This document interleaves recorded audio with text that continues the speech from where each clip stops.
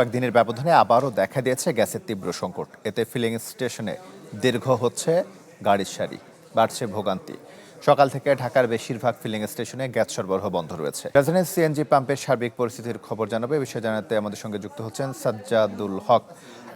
Sajjad, পাম্পগুলোতে gas দেওয়া হচ্ছে কিনা, আর গ্যাস না পায় অনেকে তেল কিনছেন, এই সুযোগে তেলের দাম বেড়ে গেছে কিনা?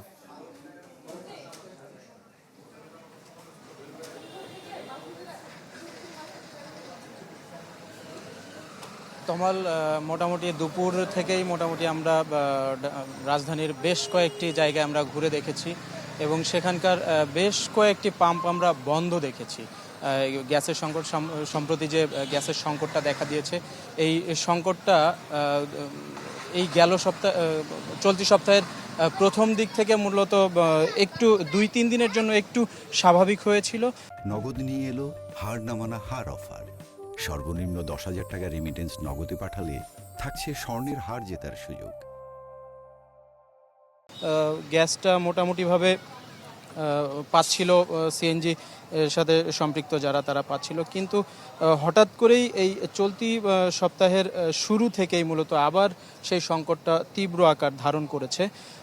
আমরা দুপুর থেকেই মূলত দেখেছি শ্যামলী, টেকনিক্যাল, দারুস সালাম এলাকাগুলোতে সিএনজি স্টেশনগুলোতে দীর্ঘ লাইন দেখেছি। সেখানে প্রায় 1 থেকে 1.5 কিলোমিটার পর্যন্ত সিরিয়াল গিয়ে ঠেকেছে গাড়ি প্লাস সিএনজি চালিত যে সকল থ্রি হুইলার রয়েছে সেইগুলা। মূলত চলতি সপ্তাহের রবিবার থেকে এই সংকটটা আবার তীব্র আকার ধারণ করেছে। এর কারণে সিএনজি স্টেশনগুলা, বেশ কিছু স্টেশনগুলো বন্ধ করে দিয়েছে, গ্যাস সরবরাহটা বন্ধ করে দিয়েছে।